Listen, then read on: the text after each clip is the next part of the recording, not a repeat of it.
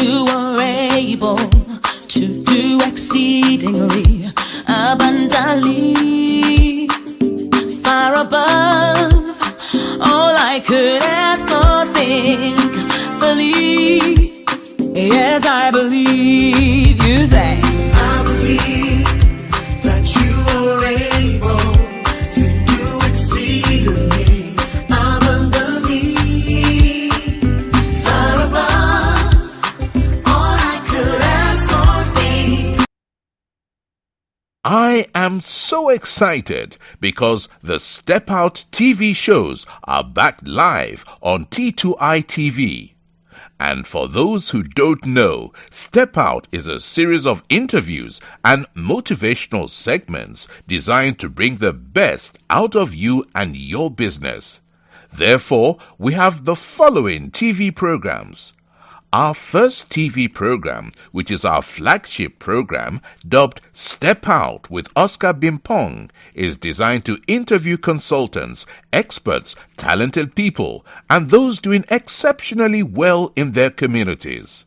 The second one is Step Out SME Focus. This is where we interview business owners and showcase their products and services. The third one is Step Out Youth Impact Zone. This is where we interview young people succeeding against all odds to serve as an inspiration to other young people. And the last one is Step Out Authors Corner. And this is where we interview authors to share what their book is about to the world. Join us every week at 7 p.m. GMT. Like T2I TV on Facebook and subscribe to the YouTube channel.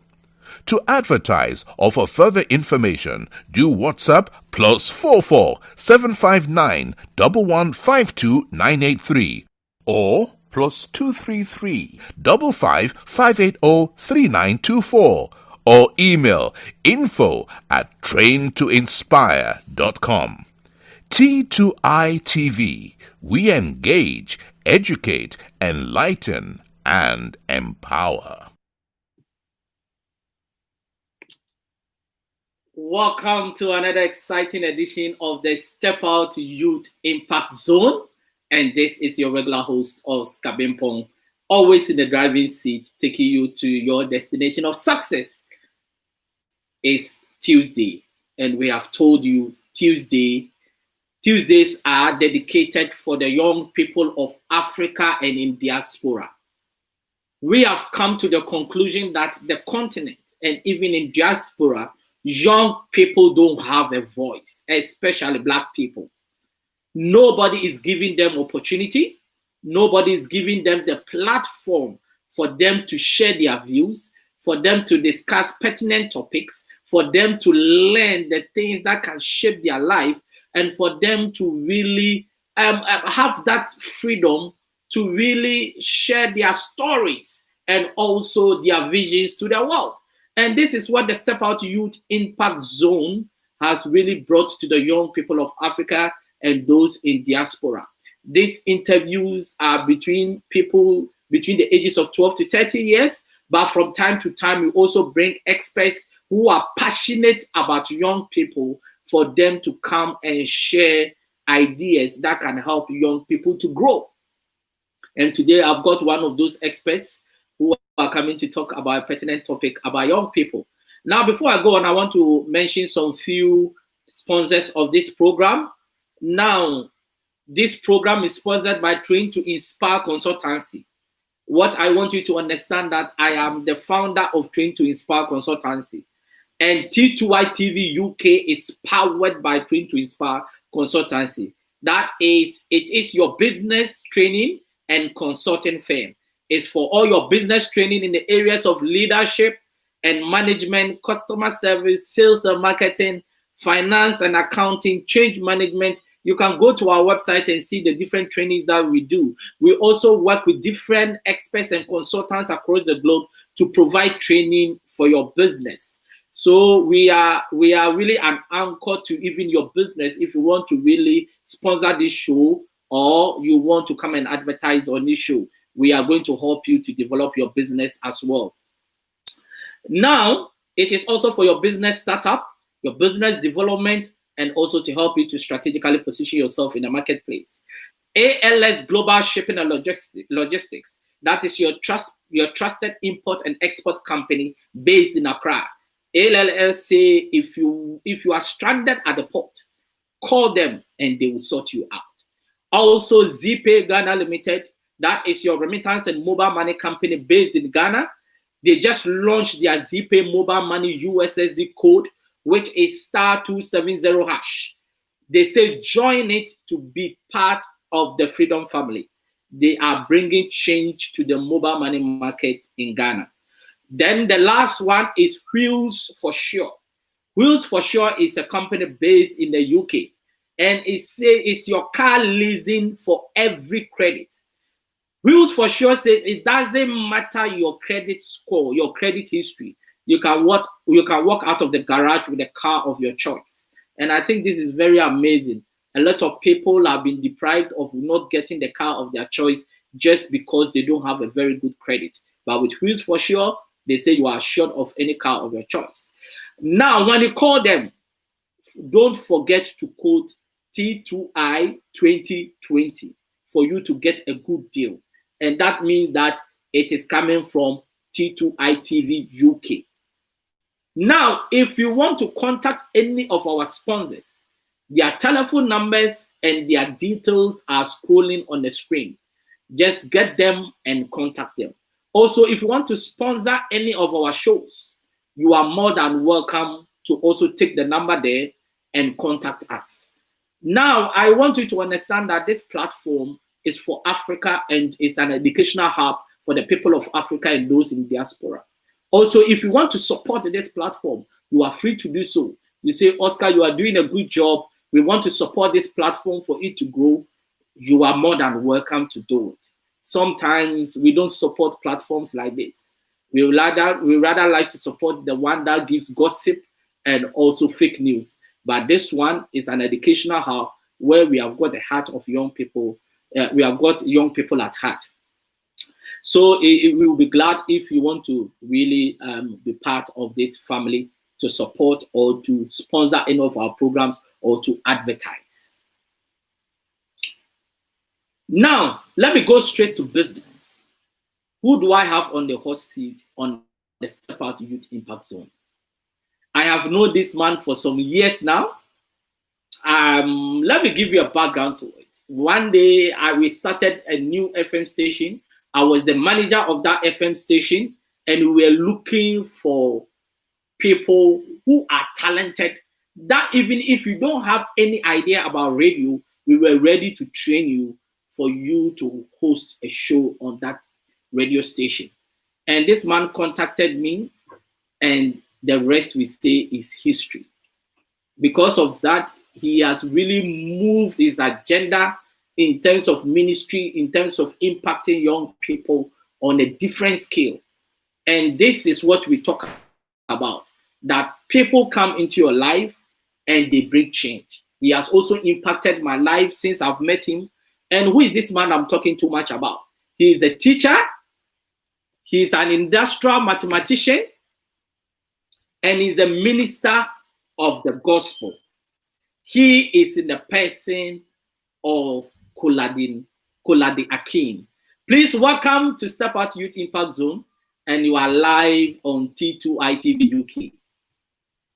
Thank you very, very much, Oscar. I want to bless God for you inviting me to this amazing program. I want to thank God for the work you're doing. Just like you said, there's the way God connects people is amazing. I just saw it. I think it was in the middle of the night. I think around 2 a.m. or something like that.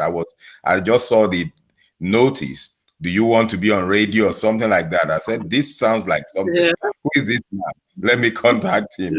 And you said, let's talk. And the rest indeed is history. And that single encounter has taken the work that we're doing, online and across the nations of the world to another level. And I want to really bless God for your life, for your diligence, for your focus, for your singleness of purpose. Your eye has been single, And I can see what God is doing and is yet about to do in your life and ministry. I want to really appreciate you. God bless you, and thank you for inviting me to be on this show tonight. Amen. I say amen to that. Now we are going to talk about to be ahead of time as a young person. But before we delve into that, who is the man Kolade Akin in your own ways? Thank you very much. That's a big question. But I want to. When you spoke about me, you said I'm a teacher. I'm an industrial mathematician, and I am also a minister of the gospel. I think that last one encapsulates everything that is about me. And I can say the man Kolade Akin is a man that loves God. I am passionate about the things of God. That's what drives me. That's what wakes me up. That's what I stay awake late about. That was what I was doing the night I encountered you. I was busy writing. I think I was writing an article. When I saw that, I was responding to somebody on Facebook with regards to the issue of ministry. And I saw that thing scroll across. But so I'm a man that is passionate about God. I'm passionate about young people. I'm passionate about seeing the kingdom of God expand.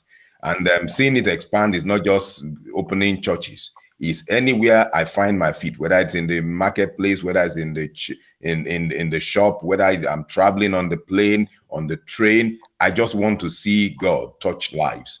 I've seen what He's done in my own life. So I'm somebody that is passionate about the things of God. I'm a teacher, like you said. I enjoy mathematics, and that's a passion. And God has helped me to use maths to mentor. I've been at mentoring young people with mathematics since the year 1988.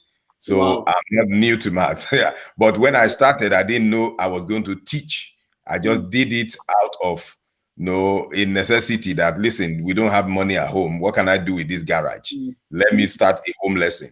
But that home lesson sort of sowed a seed, and today it's become a passion. So I'm that, and I'm a father. I've got 3 sons. My first son is studying medicine. My second son is studying law, and my last boy is in secondary school. So God has been good. I'm the husband to one wife. And we love God passionately. That's what drives us. So my wife's name is Nkechi, and God has blessed us seriously in terms of the assignment. So that's who I am. I'm a brother to 7 siblings. So I'm the first of 9. Let me call it like that. So that's just who I am. Amen. And I reside in the UK. I'm the National Overseer of Charismatic Renown Ministries in the United Kingdom. So, amen. Let me stop there. All right. Yes. So let's go straight to business. In your introduction, you talked about being passionate about young people. Why are you so passionate about them? What makes you just believe that you have got something that you really want to really work with young people? Yeah, I'm passionate about young people because, you see, life only takes one person to put you on the right path. And if that one person is missing, if that one person doesn't do what they're supposed to do, it can affect another generation. One person is a generation. That's the way I see it. One person is a generation. And if you can impact that one person, you are impacting a generation. And that's the beauty of what it is. So I'm passionate about young people because of what I know that God did in my own life. My life was a mess. No, I didn't like maths. To be teaching maths today is a miracle. I never liked maths. I hated maths. I didn't want to go to a maths lesson. I just did not like it. But it took one man to do something. He changed my view about mathematics, my view about algebra. That was all he did. In my 3rd year in secondary school, the man was married to my auntie, Mr. Ogunyemi, and he just taught me simultaneous equation, how to solve equations. That was all. From that moment, it developed something in me, and that is what took me on. And I discovered that if he had not invested in me, because understanding that concept took my learning to a different dimension. Whether it's in physics, it gave me a passion for physics, gave me a passion for math, gave me a passion to want to do engineering. Eventually, I did industrial math, which is a branch of industrial engineering. But that passion came from that single person. And I've seen since that 1988 that I'm talking about, I've seen lives of young people transformed just because somebody was interested in them, just because I took it upon myself to say, listen, you failed, but we can make it right. You are down, but we can lift you up. And I've seen those people. Some of the people I'm talking about now they're already married, have children, have degrees, some of them doctorate degree holders, some of them maybe probably moving to PhD. But it took somebody believing in these young people. And that's what I believe about. That's why I'm passionate about young people, because if you can direct them, if they can see somebody that will listen, somebody that will be there for them, you can change that life. And it doesn't matter how bad. I've seen several people whose life were going down the drain, but because I was able, by God's grace, to be there for them, I've seen transformation. And that's why I'm passionate. I believe that we can change our world if we can touch one life, who is one young life. We will be investing in another generation. Amen. Yep. Yes. So from all that you are saying, I could see traces of mentorship over there, right? Do you think there are enough mentors, especially for young Black people? One of the things that I've discovered, I've been in the UK now since 1997. And one of the things I discovered is that we don't have enough mentors. What I see sometimes that people call mentorship is just trying to get people to fight a system. Oh, you are a Black man, you must fight to be this, to be that. No, it is to give people the ingredients to be able to make it. Somebody is to start from primary school to get people to be interested in education. I tell people, I say, listen, I discuss with students in my school. I said, listen, it doesn't matter how much you think how good a footballer you think you are. Your plan B is your education. I said, listen, I played sport to the highest level. I played sports to the national level. Played for my university, did athletics, played football in my university, played volleyball in my university. I was involved in sports to the highest level. But one thing I didn't joke with was my academics, because I knew that one day that might be my plan B. And that plan B, I invested in it. And that's what we must get our young people to know. So if you're going to mentor a young person, we're not saying everybody must have a PhD or everybody must have a master's degree, but at least have the basics. You're going to become a footballer, somebody must be able to tell you that, listen, you are going to handle money. They're going to pay you £20,000 a week. If you don't have financial intelligence, you are going to run into debt, and that money is going to kill you. And that's what happens to quite a lot of our young people. No financial intelligence. They don't understand investment. They don't understand savings. They don't understand how to manage resources. They get £20,000. They want to buy a Lamborghini. They're not thinking about buying a whole street full of properties that they are going to manage, and that becomes a retirement plan. They are thinking about going into an hotel. They don't know that they should buy a house. It might be a 2-bed house on shared ownership, but at least it's your property. It's going to appreciate. You go and stay in an hotel for 12 months. It's downward investment. So these are things that we don't have enough. And I believe that this is what we must do to our young people. In the BAME, people are talking about Black Lives Matter. I understand those things, but beloved, the greatest investment you can make in young people is to get them to be academically sound, to be able to stand before anybody to say, listen, I know who I am. It's not about my color, it's about what's upstairs. And what's upstairs, I can match and stand with anybody. Doesn't matter what your color is, doesn't matter who you are. I am wise. I am loaded in my upstairs, not because of my trouser that is sagging, or because of my whatever, or because of my nails that is as long as those are not the things that make you look important. What's upstairs is the key thing, and that's where we must start from.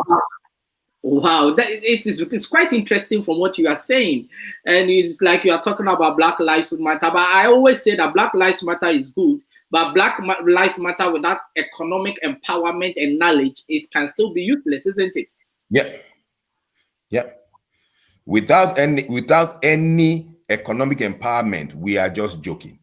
And you look at it, when you look at the statistics of students who go into school, I encounter this, especially when I encounter parents at parents' evening. Parents come before me, BAME parents. They have no, so most of them, they don't even know what is available for their kids. The kid is struggling, they don't know the questions to ask. And I'm looking at them. I'm saying, listen, these are the things you need to find out. This is what you need to pressure the school into doing. This is what you need to pressure the teacher into doing. This is how my son needs to improve. My son has not done well. Why? What are you putting in place? You are going to parents' evening. You must know the statistics. You must know what is the issue. The last year, what was the statistics of BAME students in the school that your child attends? A lot of students don't have a clue. What was the provision for them last year? Nobody knows. Your child is below. Oh, your child is not listening in class. That's okay. But what is the school doing? It's not that they are being sent out. Your child is excluded from school. Why? What happened? What is it that can be put in place? Your child needs to. Does your child need intervention early? Yes, and the intervention should not be that they are sent to camps where every time a child is misbehaving, ADHD, they need to start to give them Ritalin and all the drugs. No, there's some things that can be done that is not going along that line. I'm not saying that cannot be a factor, but it shouldn't be. Look at the number of young people, black young people that are excluded from schools. The percentage is disproportionate. And it's because you don't have role models in school who are black people, who can understand these young people, who can be in the class with them and understand that, listen, that boy is talking, he's not being aggressive, that's just his makeup. How can I navigate around the fact that he's aggressive, but he wants to learn? Those are the things. But when we are not there, any other person will see it as being aggression. I can understand that it's not aggression. So a young black person comes into my class and he says something to me. The way I'm going to handle it is different from the way somebody else who is not from this background is going to handle it. They will see it as rudeness. I will see that this guy being assertive. Okay, how can we turn around this behavior and use it as a tool to get this child to where he needs to get to? And that's it. And that's why when they come to my class, they want to come into my class. Why? Not because I allow them to get away with it. Sometimes I tell them, I say, you have a detention. And they come into my class, and as they sit down, I say, you can now go. They say, so you wasted all my time. I say, no, I didn't waste your time. I'm trying to teach you discipline. You came for the detention. That's what I mean. That's what I want, that you obey that instruction. I don't want to keep you. I want to go home. I don't have time for nonsense. I don't want to stay here with you, looking at you for 30 minutes when I have my children at home. But I want you to understand the principle that you need to be responsible for your actions. And that's the key thing. So when we get it right from this way, we empower them financially from day one. Teach them investment. Teach them they don't need to go and buy the 80 pounds Nike shoe. They can invest 40 pounds in a small business. The 40 pounds, they can use it to buy something and resell. Learn entrepreneurship at a very tender age. We discover that we are building them for the future. Do you think this is as a result of a huge gap between the current generation and the younger generation? Yes, I think so. And the reason is because the generation behind, our generation, we only learned that you just need to work. So work means that anything that will produce money, it doesn't matter how little you slave yourself to get 10 pounds an hour. When you can just do a little course, one course in evening course, and you move yourself from 10 pounds an hour to 50 pounds an hour. But we were more content. A lot of our generation were content with the 10 pounds an hour. We slave and work 18 hours a day to get 10 pounds an hour when you can work smart. Going for an evening course, going for one of my pastor friends here was sharing with us some years ago what he was doing. Today he's one of the most famous. He's a very powerful lawyer in the UK. But he was at a point where he was doing something and they told him he could not. But he said, no, I'm going to do it. He discovered that, listen, he was doing well where he was, working maybe in a cleaning agency or whatever as a supervisor and whatever. But he said, listen, I'm better than this. I can do more than this. I worked in a place here in the UK once, employment agency. I worked there as a cleaner. Some years ago, I came on holiday and I worked as a cleaner. But I began to look at the people that were working there. I said, I'm better than these guys. And they will come in the morning. One guy was messing me up. Every time I go into, I don't want to go into the details, but the guy was messing me up. And I made up my mind that I'm better than this, because I only came on holiday and I got that job. Now, when I finished my degree, or it was before I even finished my degree, I came back on a second holiday and I took a job in that same office as an admin assistant. Wow. And I began to work. The place where I worked as a cleaner, I came back, I was working as an admin assistant. I would carry my briefcase. When I'm going to work, people thought I was the head of the employment agency. No, I was not. But I began to work with dignity. So the same place where I was working, where I worked as a cleaner, I came back there as an admin assistant. Beloved, if I go into the same place now, I'm going in as a professional. I can go in there to go and train them now. Why? Because I decided to improve myself. I decided to add value. A lot of people have been in this country, our generation. They've been here 20 years, 30 years. They've not done one single course. So if you've not done that, how can you inspire the next generation to study? You can't, because you don't have a testimony of how it's worked for you. So it's important, and it doesn't matter your age. You might be 60, you can still do something. You can improve on yourself. And when you do it, you can challenge the next generation and say, listen, I did it. I did it. I went back to school. I tell you, I say it took me 10 years to get one degree, because I had a challenge. 4 years, I lost 4 years. I pushed myself. I said I must get this degree. Today I have 3 degrees, not one, but it took me 10 years to get the first one, and I'm still not finished. I'm still going for more. Why? Because I believe that, listen, I must be able to stand. When I stand somewhere, they must not look down on me. It doesn't matter who you are. It doesn't matter your color. It doesn't matter your financial status. I must be able to stand before you, not minding my color. It is the capacity of, it is what I have in me that I will present to you. When I speak, you will know that this guy knows what he's talking about. Yeah. Wow, that sounds very interesting, and I think you are making some very important points in there, in terms of how we can work around things as young people. But you know, there is one thing you're talking about, the older generation, that some of people have been here for years and they haven't even added value to themselves. So how can they add value to even the younger generation? Now, do you think that is the reason why the younger generation are also not focused? Yes, you see, that's one of the challenges, because the older generation, most of our older people don't know what exactly to do. They're depending on the school system to help their children navigate around it. And I want to assure you, the school system is not going to push your child if you don't push your child. There are certain things I've done for my children. I sit down and I look at what is going on, and I say, listen, I need to navigate around this. Recently, there are some things we did for my son. I said, listen, we see that this thing is not going the way we want. We had to intervene quickly. Why? Because we saw ahead. This result, this year, we moved our son ahead 1 year. We moved him ahead.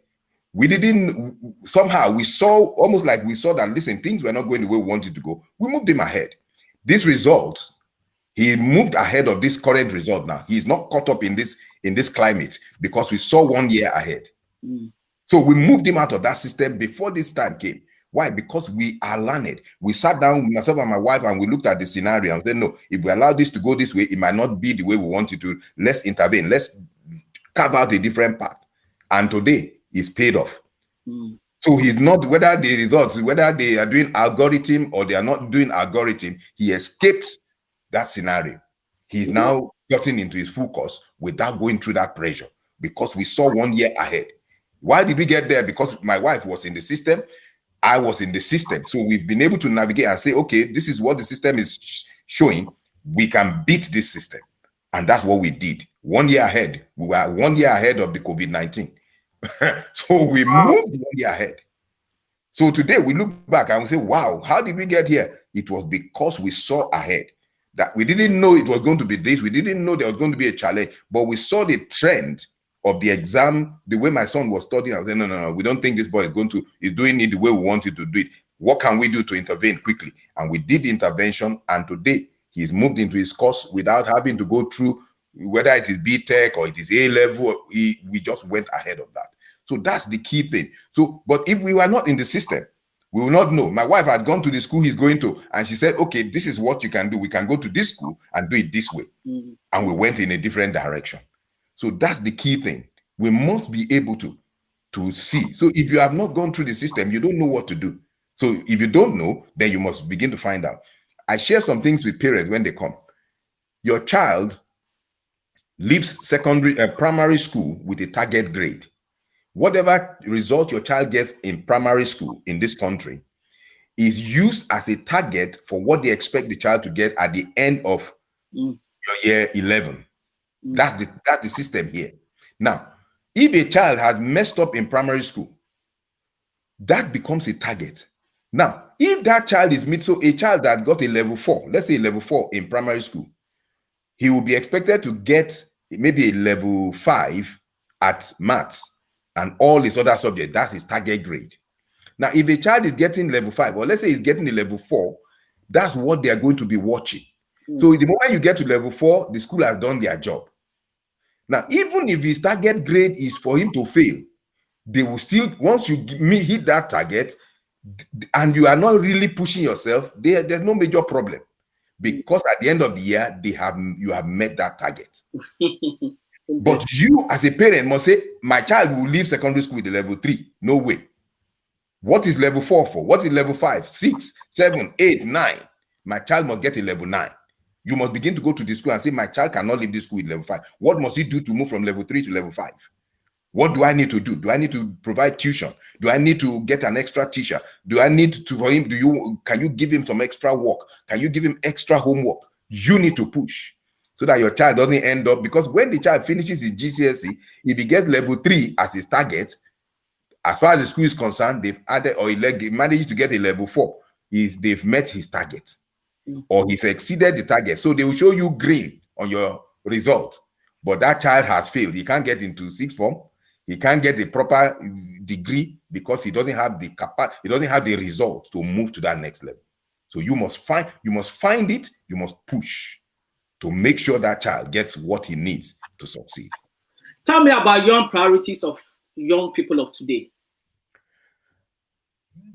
You see, in terms of priorities, one of the things that I discovered is that young people want to, they want to succeed. It's not that they don't want to, but there's so much around them that is going on that makes them not want to push themselves too much. Now, when you look at it, somebody has gone to school. His friend left secondary school at 14, joined an academy, played football, which is good, great. Oh, they decide I'm going to go to X Factor and I'm going to dance. And so they say, oh, this person didn't go to school. He's now a multimillionaire. And I said, that's okay. I tell the students in my class, I said, that's great. I agree with you. But how many people were in the academy where David Beckham went to? Was he the best person in that academy? I said, not really. Was it the Neville brothers that were the best in that academy? I don't think so. There were people who had more skill, who trained better, who did more, but on the day they were going to choose the people, time and chance happened. Yes. They were the ones that were chosen. Yes. And those ones never made it.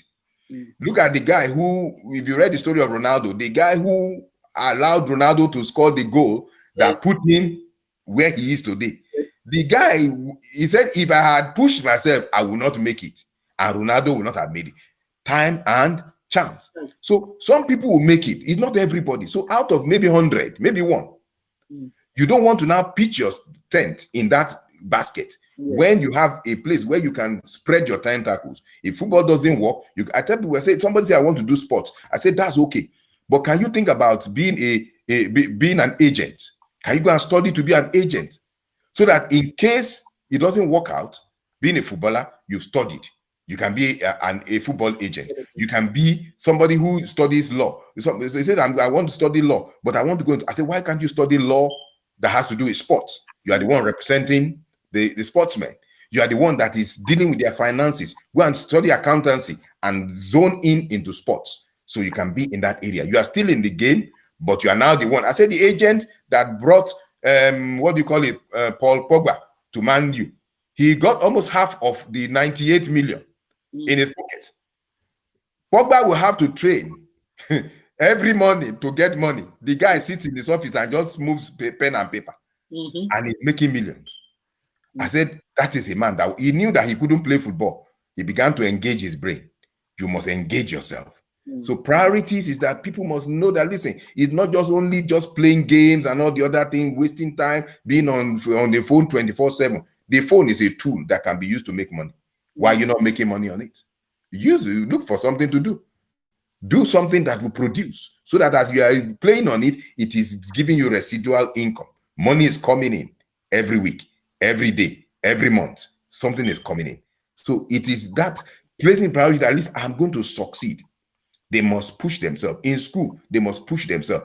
That, listen, I might not need this math. I might not need this subject eventually, but I need to have it so that I can stand anywhere. My GCE result was, I got it in 1985. When I wanted to do my PGC, I just dusted my certificate. They didn't say, oh, it was 1985. They said, do you have maths and English? I said, yes. I just brought the certificate, 1985. As I brought it out, they just said, thank you very much. Photocopied it and say your admission is granted with my degree. It didn't matter when I got it. I got maths and English. But if you don't, 30 years down the line, they want to promote you. They want to send you on a course. They say, where's your maths and English? You say, I only got a level 2. You've lost out. So it is to push yourself now, because you don't know when it will show up, when you will need those things.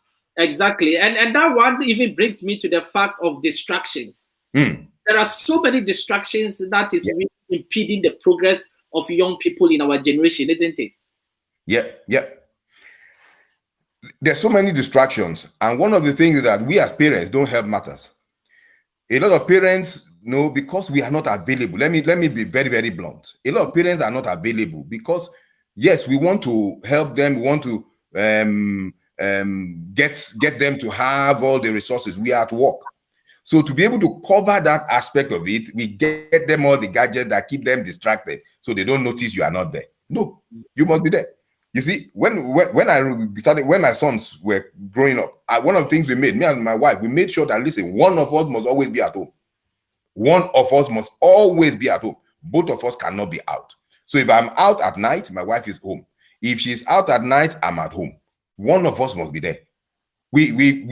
I took a job that was so flexible that my neighbors didn't know whether I was going to work, because my job was so flexible that I can leave the house at 9 p.m. at night, and by 2 a.m. in the morning or 3 a.m. in the morning, I'm back home.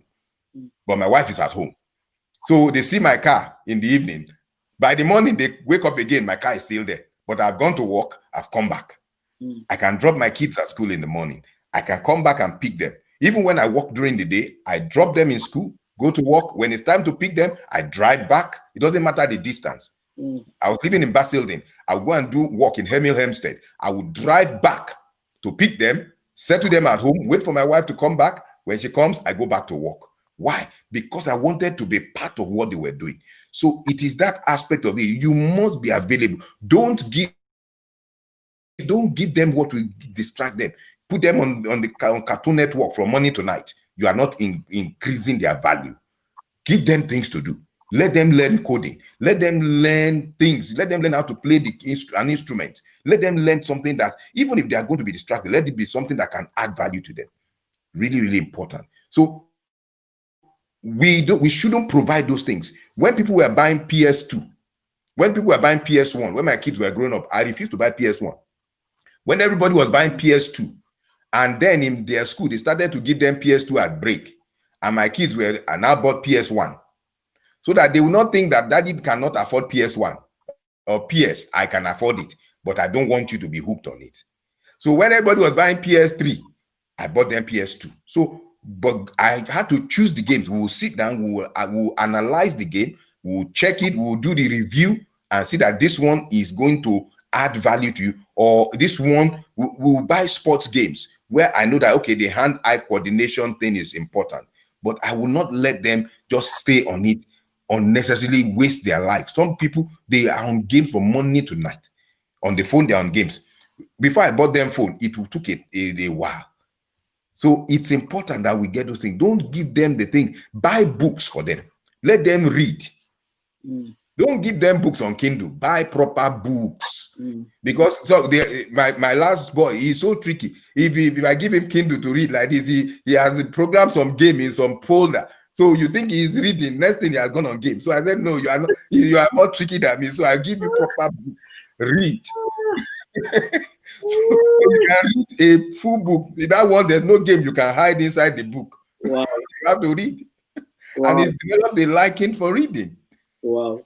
Yeah. Wow, that's quite interesting, and I think kudos to that good job. That is, I call it attention to detail to your children, and I think a lot of us and everyone watching this is going to take a clue from that, because it's quite very difficult looking at, especially in diaspora, where people are always on the run, looking for ends meet, and also trying to look after the children. And these are some of the reasons why they just leave them with gadgets, so that they can also go along with their own work. Now, let me just get into this. Now, for example, with the UK exams, the results of the GCSE and A levels, it has really brought a lot of confusion and misunderstanding. And also, COVID-19 has exposed that many students are not even prepared for exams, or they are not prepared for what is ahead. Now, what's your take on that? Okay, you see, one of the things I do as a teacher, every year I do two things with my students. I teach year 11, so most of the time I take them from year 10 into year 11. Somehow this year, for the first time in my 15 years of teaching in the UK, I did not have a year 11 class. And I began to think, why didn't I have a year 11 class? Because I didn't do what I do every year. By the end of June, once the year 11 of the previous year are leaving, I always have a session with my students. And what I do is I go through it in a mathematical way. I calculate the number of weeks they have to their exams. And I always, from June, the last one I did was from the 9th of June. And I tell them, from this date to the date of your exam, take away all the holidays, take away all the weekends, you have 75 hours of contact with your teacher. Wow. I said those 75 hours is, I just estimate it. It might be more, it might be less, but that's an estimate of what you have. And I ask them a question. What are you going to do with those 75 hours? Those 75 hours means you have 3 hours every week. Those are 25 weeks of lessons from June to May. 25 weeks of lessons. I said, what are you going to do? I said, it doesn't matter where you are at the end of year 10. You need to start to prepare. And in maths, I use a software until last year, which my school used to subscribe to, called Maths Watch. And Maths Watch has a 16-week program to prepare you for an exam. And I tell them that, listen, from this day, you have 16 weeks to prepare for your exam. I say, if you follow the pattern that is here, you'll be ready for your exam by December. Let's say you extend it beyond 16 weeks, you'll be ready. And what does it take? It takes you from the beginning to what you need to do to be able to be sure that you are ready for that exam. And everyone that has followed that pattern, and I mean everyone without exception, has gotten the grades they require. It doesn't matter what you have, what you were on. I've had people come into my class in those days with a target grade of a G grade that have ended up with a B. Why? Because they followed a simple template. Not because I'm the one that taught most of it, but because they just followed the simple principle. Now, this year, what has happened is that a lot of young people were caught unawares.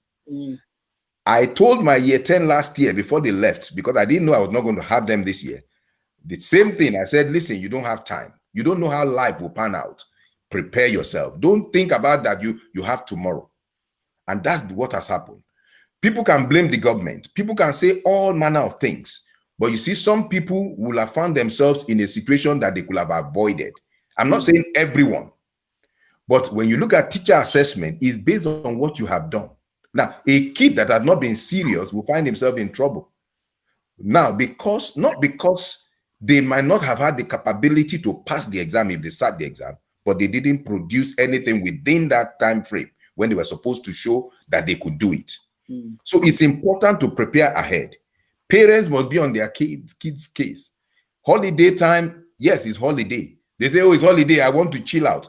Chill out, but as you are chilling out, prepare ahead. I know in my place of work, some students did not even attempt the mock exam. Some of them did paper 1, they didn't do paper 2 in maths. They did paper 3. Some of them did only 1 paper. Why? Because they were nonchalant about it. Most of them were not ready for that mock exam because they tell, oh, mock exam is just for me to see where I am. The exam is in May. But that mock exam became vital and many were not ready. So you need to be ready. Kids need to understand that, listen, every exam is important. Every test is important. Every class work is important. Every homework is important. You see it as important because you don't know where it's going to be needed. It might be the result. Some of them never knew that the teacher would be some of them never knew. I know teachers are not bad people. They're not going to mark you down because you were rude to them. But listen, the issue is that if you had not done anything in class, they can't just manufacture a grade for you. You must have done something that they are going to build on, because the exam board is going to check and find out what exactly you've done. They can't just produce a result and say he's going to get a level 8. They want to see a track record that he's been on a level 7 before. He's been on a level 5. His target was a level 9. Now we see that he can get a level 8. There must be a track record because they can pull it anytime. So teachers cannot even just give you any grade because they want their school to pass. They must be sure, because it could be a criminal offense if you go and give a grade that is not correct because you want to cheat the system. So that's the issue. So kids need to make sure they are ready at all times, ready before. You don't wait for the full final exam. Begin from day one. A lot of them are going to resume now. They've shut their books because of COVID-19. They've not been studying. They've not been doing assignment. They've not been doing work. It's going to catch up with you because school is going to start. We don't know how the exams are going to be. If you've not read, if you've not studied over this lockdown, you're going to come back. You will have been 1 year behind. That means you got quite a lot to cover. So it's time to wake up. Get up now and begin to do something. Wow. Yes. Wow, but I want you to clarify this. Was the marks given by the teachers or it was given by an algorithm? The way it was, the algorithm was supposed to be what was used initially. That was what they wanted to do. The algorithm was based on a number of factors. But eventually, because of the outcry of people, they had to go back to the teacher assessment. Now, the teacher assessment now is what the school sits down to look at. The teacher says, okay, from my assessment of student A, and based on what is done in class, and some of the different schools, I don't know what they gave them a guideline. Like I said, I didn't teach year 11 this year, so I didn't have any hand in doing what happened this year. But I know basically that every year you are told to give a teacher judgment on your student. What do you think this child is going to get in the GCSE exam based on your assessment of this child? It might not necessarily be on the mock exam. Some people go into mock exam at that point, they are afraid, they are not yet prepared. But between the time they do the mock exam, which some schools do in December, and May, so much has changed. So kids might have improved. Some kids might have seen that the mock exam was not good and they've started to work hard. Some kids will have gotten private tuition. Some kids will have been doing extra lesson. The school will have provided intervention. So many things will have changed. So, and in terms of this particular exam, the school will have sat down to look at all those factors, but with the teacher having a major input into the result. And that's where I think the result was this year. So the algorithm result was eventually cancelled, but it was supposed to be used, and they wanted to use the past result trend in that school to have an idea that in this school, if the pass rate is always about 50%, we cannot now say they are now getting 80% now. But this year, the outcry had made them change that, and the results have been given on a different platform. So that's where they are this year. Yeah. So the one that the teachers are going to really, the new one from the teachers' side, when is it coming out? Very soon, or? No, they've gotten the results now. The students have gotten their results. Oh, okay. All right. They've gotten their results now. So the results are out. They've given them the results. So those that are going for A levels they will have already submitted their results, I think, yeah. And I think the B techs and all the other stuff. I think they've already given all those results out now. Yeah. Oh, okay. Wow. Now, time is already fast spent. Yeah. Now, in all these, what role does parents, teachers, the educational system, and the government has to play to shape the lives of young people? Okay. Thank you very much for that question. In terms of parents have, there's a lot of work to be done by us as parents. The major work is with us. A lot of people shift the work to teachers. No, it must start with you. It must start with me. I'm the main teacher. The teacher in school has 3 hours with them in a particular lesson a week, maybe 4 in some cases. So that means I need to push. You might not know maths, but you can monitor what your child is doing. So you need to be on top of what is going on. You don't wait till year 11. A child comes in with a result that is not good. You want to find out why. You book an appointment with the school. You must go in. You don't wait on the parents. Some people come to parents' evening just to mark the register. They don't even know what it's about. You must know. You must know why your child has been on this target grade. What is the reason? Can he not improve? You must ask questions. You must ask the school, what intervention are you putting in place? You must ask that question. And sometimes also in the local area, your borough or your local education authority has resources that you can apply for to get your child to get some extra lessons, to get some extra support. You must find out those things. Go to the council, find out. Don't just sit down there and allow your child to drop out. Find out. They want to exclude your child. Find out why. They want to take your child to a people referral unit. You must fight it, because most of the time kids that go there don't come back. They don't come back normal people. And I'm going to say that anyway, because in those places you have quite a lot of students who are not interested in education. I know a lot of students who have gone to PRU and they've ended up in jail. Why? Because there are kids there who are not interested in education one bit. In there, the drug dealers are, they target them. People who are selling drugs target them. People who are committing crime target those places, because they know that most of the kids there are not interested in education.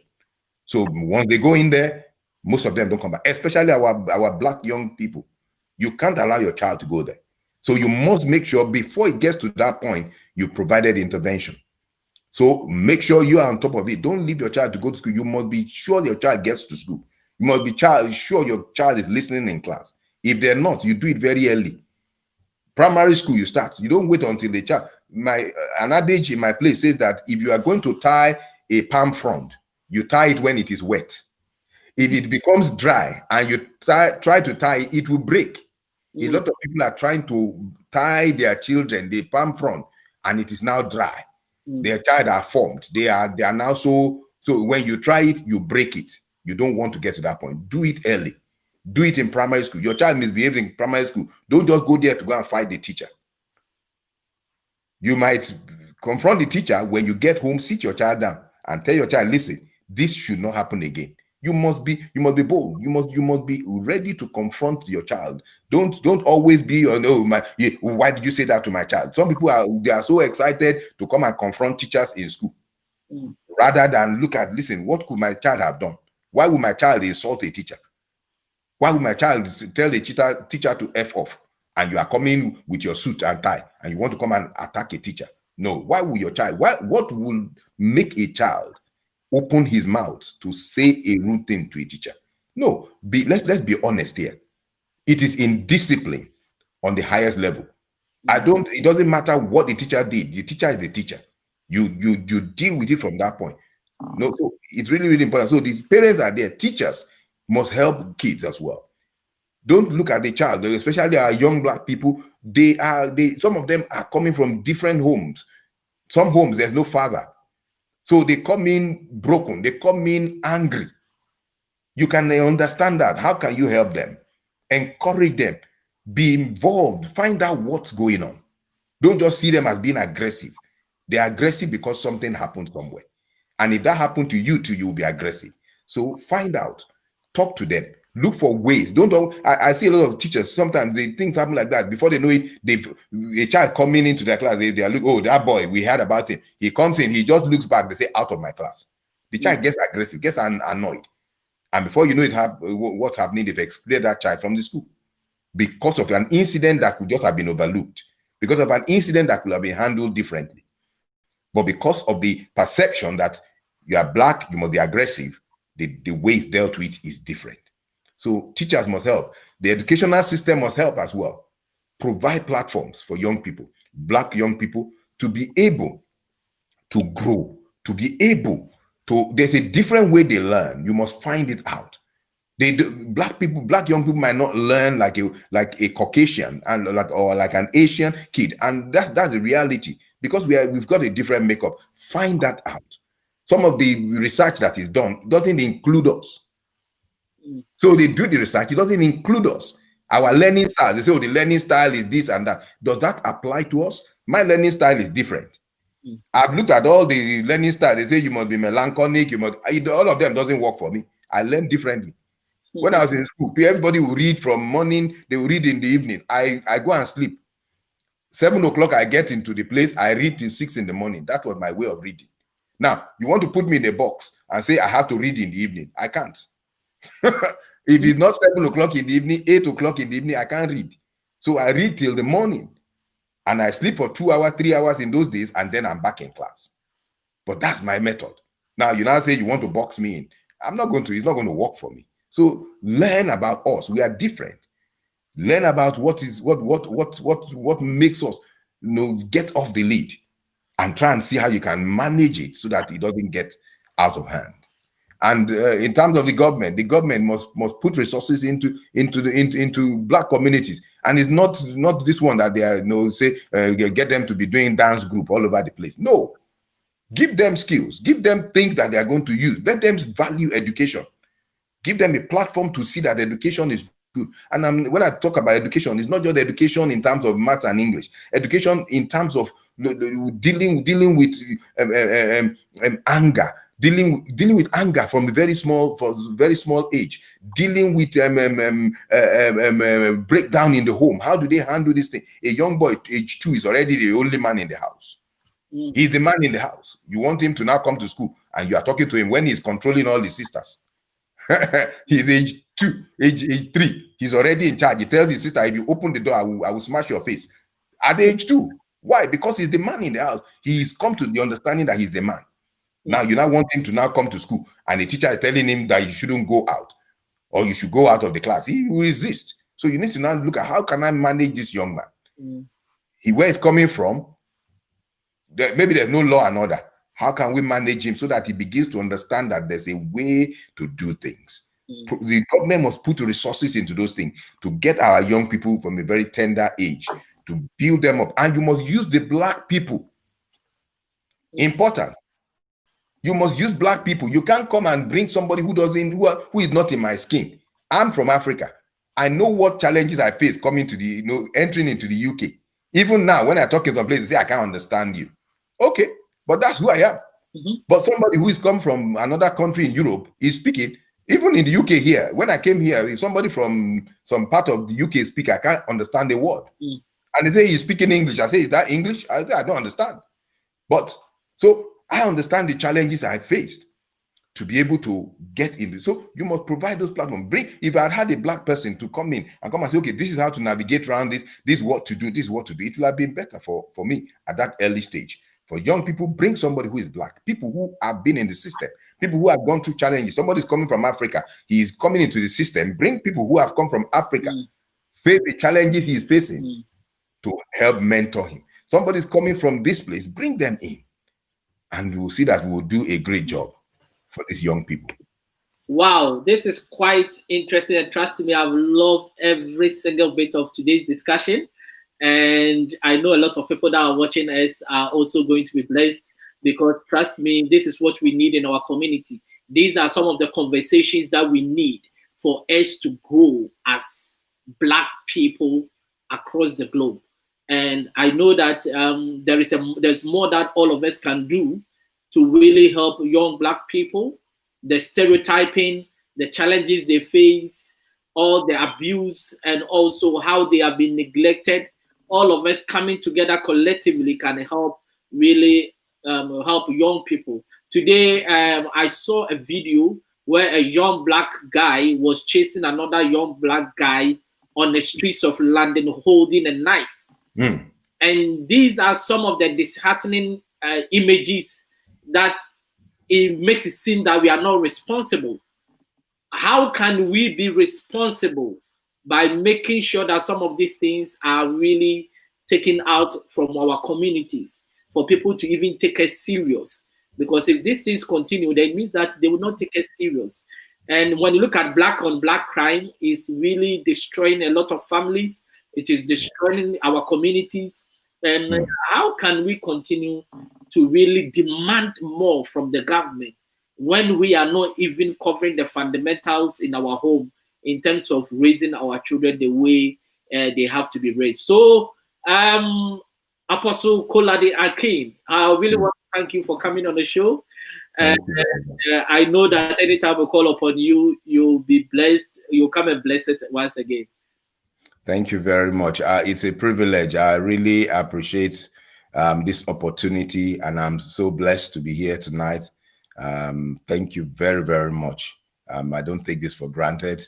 I know that you don't just call anybody from anywhere. There's something that has connected us, and I believe that very soon you also come and train us in the work that we are doing, to come and talk to our young people, because I know the stuff that God has given you, and I know it's going to be a blessing to the people that we mentor in this area. Thank you so much. Thank you very much. And before I go, I just want to give a few mention of our sponsors. This program is sponsored by Train to Inspire Consultancy. That is T2I TV UK is powered by Train to Inspire Consultancy. That is your business training and consulting firm. Also, ALS Global Shipping and Logistics, your trusted import and export company based in Accra. ALS says if you are stranded at the port, call ALS and they will sort you out. ZPay Ghana Limited, your remittance and mobile money company based in Ghana. They just launched their ZPay mobile money USSD code, which is star 270. They say just dial it on your phone for their mobile money. And they are saying that be part of the Freedom family. Then Wheels for Sure. That is your car leasing company for every credit. Wheels for Sure says it doesn't matter your credit score or your credit. You can drive out of the garage with a car of your choice. That is for all UK citizens. They have also got a good package for everyone, especially all key workers or health workers in the NHS. Just quote T2I 2020 whenever you call them for a good deal. Now, if you want to get their contact details, all the sponsors, their contact details is being shown on the screen, scrolling on the taskbar. Just take it and contact them. Always tell them that you got the number from T2I TV UK, and you are more likely to get a very good deal. Now, if you want to sponsor any of our shows, we have got 4 main shows. This one is Step Out Youth Impact Zone, where we interview young people between the ages of 12 to 30 years for them to come and share their stories to inspire other young people. The second one is our flagship program, Step Out with Oscar Bimpong.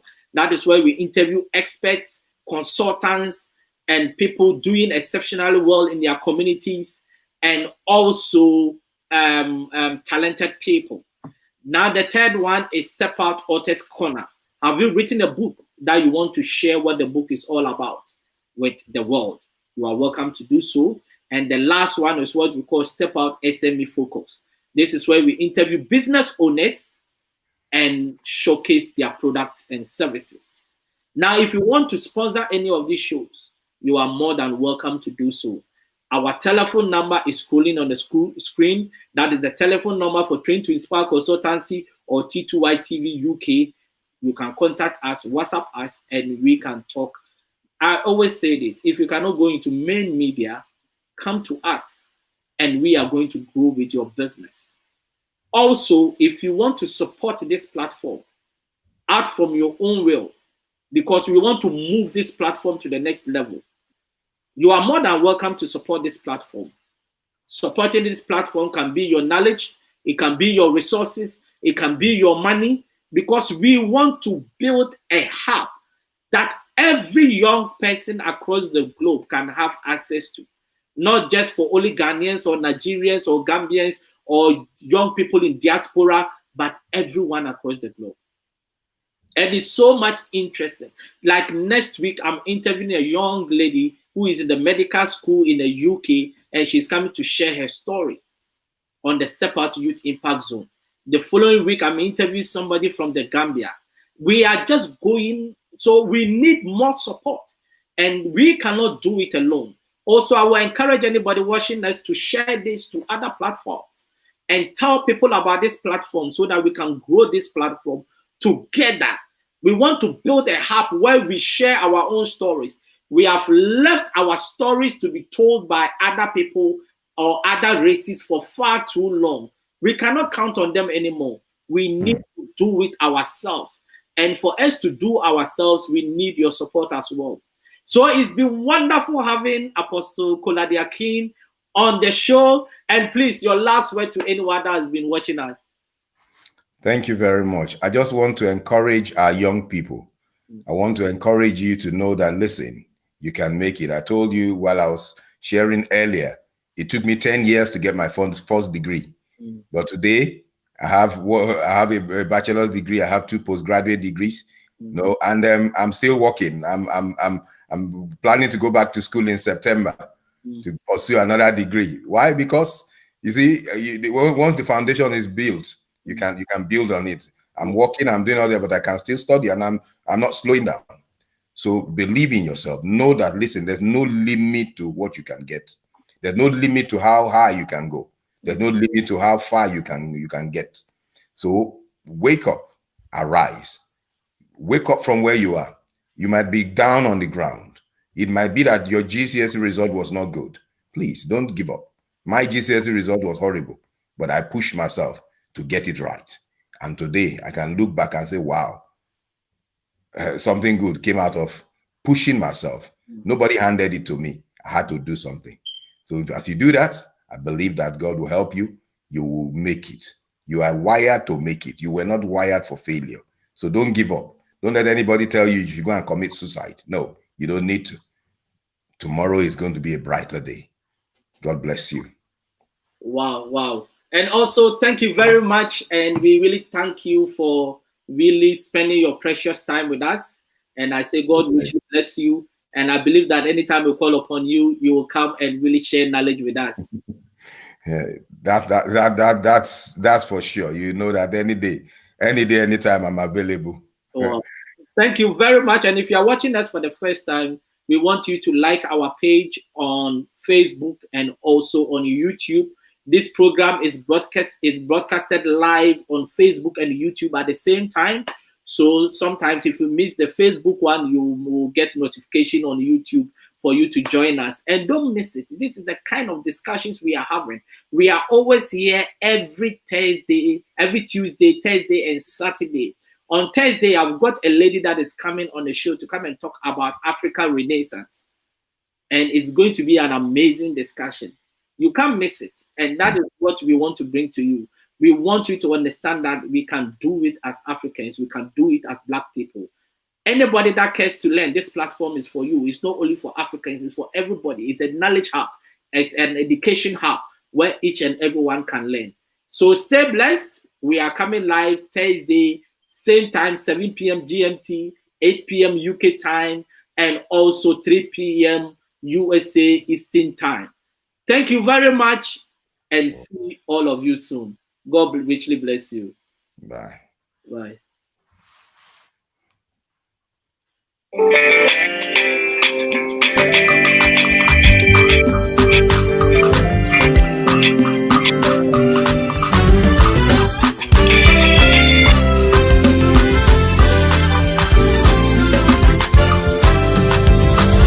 I believe that you are able to do exceedingly abundantly, far above all I could ask or think.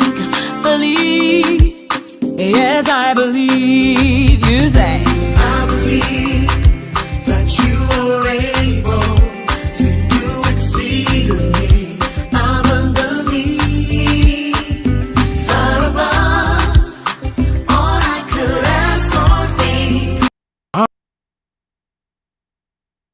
I am so excited because the Step Out TV shows are back live on T2I TV. And for those who don't know, Step Out is a series of interviews and motivational segments designed to bring the best out of you and your business. Therefore, we have the following TV programs. Our first TV program, which is our flagship program, dubbed Step Out with Oscar Bimpong, is designed to interview consultants, experts, talented people, and those doing exceptionally well in their communities.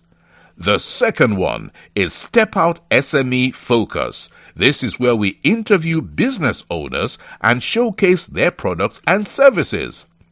The third one is Step Out Youth Impact Zone. This is where we interview young people succeeding against all odds to serve as an inspiration to other young people. And the last one is Step Out Authors Corner. And this is where we interview authors to share what their book is about to the world. Join us every week at 7 p.m. GMT. Like T2I TV on Facebook and subscribe to the YouTube channel. To advertise or for further information, do WhatsApp +44 759 1152 983 or +233 55 580 3924 or email info@traintoinspire.com. T2I TV. We engage, educate, enlighten, and empower.